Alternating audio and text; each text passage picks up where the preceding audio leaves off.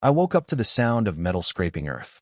At first, I thought it was raccoons again. They'd been messing with the trash cans lately, but when I looked outside, I damn near dropped my coffee mug. Two women in matching leopard print leggings and sun hats were in my front yard, digging a winding trench through the middle of my perfectly mowed lawn like they were laying the foundation for a community pool. One of them was using a garden spade. The other was setting down wine bottles painted neon pink like they were construction cones. And the worst part? They waved at me, smiling, like I was supposed to thank them. Now, I know this sounds insane, but in our neighborhood, nothing is ever simple. Those two women, everyone around here calls them the Reynolds sisters, Marlene and Donna. But behind their backs, we call them the HOA witches because if there's a rule to twist, find a slap, or flower pot to ban, they'll do it. Marlene, the older one, is technically the HOA president. She won that title with 3 votes during a potluck no one else showed up to. Donna? She calls herself the Director of Landscape Harmony. That's not even a real thing. She made it up, printed her own badge, and no one questioned it because honestly, folks are scared of them. So there I was, standing barefoot in my doorway, watching them turn my yard into their personal art project.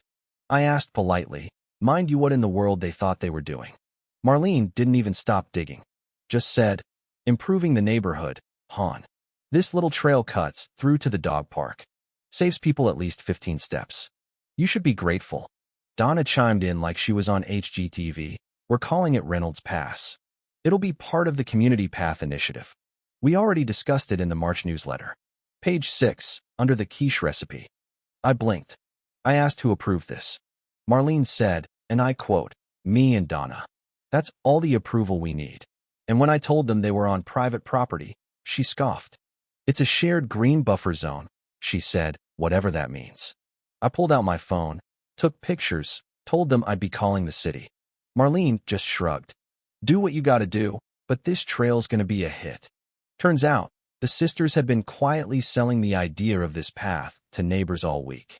Told them it would raise property values, encourage community togetherness, all that buzzword nonsense. No one knew it involved cutting a trench through my yard. One guy thought they were just installing benches on the sidewalk.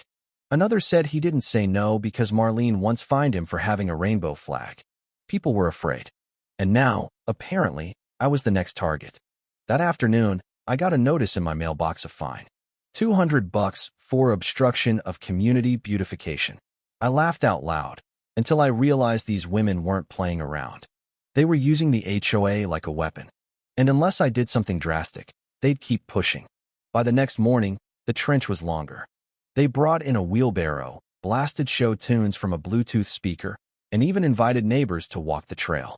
One woman pushing a stroller actually smiled at me like I was some kind of host. Meanwhile, my lawn's ruined, flowers trampled, mulch scattered.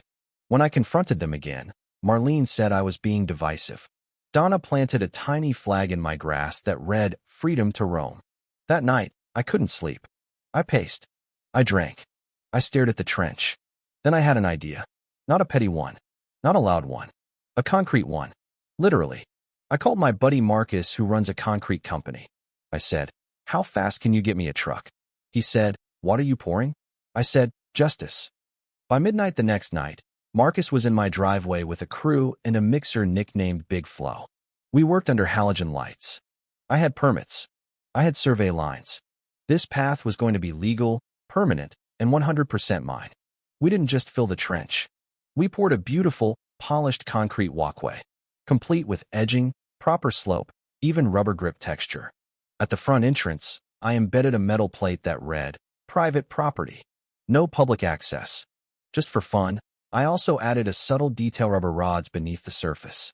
If anyone stepped on the wet cement before it cured, they'd leave a footprint. Not enough to ruin it structurally, but enough to mark them. By 3 a.m., it was done. I sat on my porch, beer in hand, watching it glisten in the moonlight. At 7 a.m., the screaming started. I rushed to the window. There they were.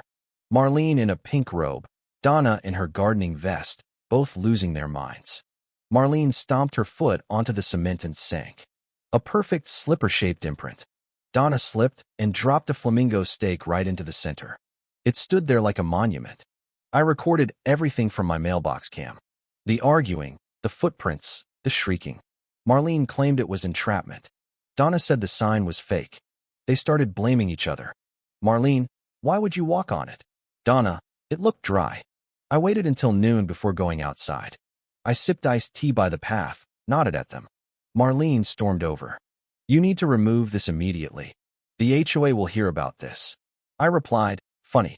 That's what I said 3 days ago. She huffed. You obstructed community movement. I pointed at the plate. You mean the trench you illegally dug on my private land? No, I fixed it. You're welcome. She threatened legal action. I pointed to the mailbox camera. Got you stepping in it. Got the rake. Got the speech about me being the problem. Might send it to the board. That afternoon, I uploaded the video to the neighborhood thread. No caption. Just vibes. Within hours, people were commenting, laughing, supporting.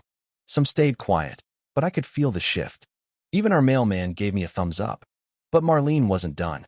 2 days later, I found a stream of runoff leaking from behind her garden onto my lawn. A literal trench had been dug behind my fence, trying to erode my new path. I called the city. They sent an inspector. He confirmed it was intentional. Marlene and Donna tried to pass it off as community irrigation. The city didn't buy it. They got slapped with a cease and desist and a hefty fine.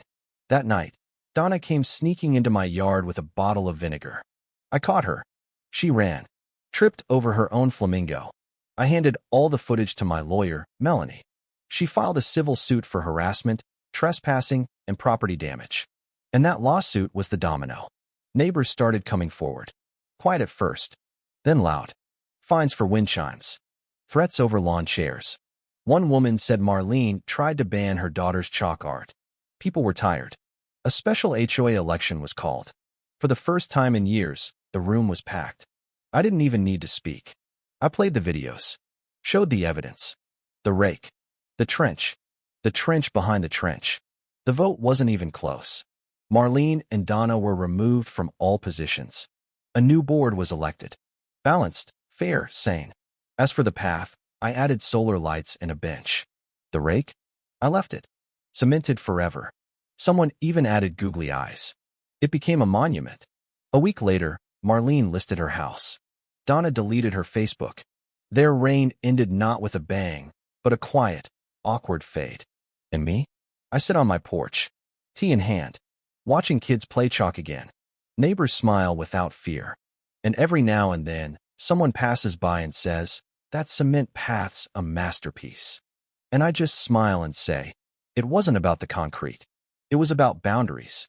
Because sometimes, when entitled people try to dig through your life, all you need to do is pour a little cement and remind them the shortcut ends here.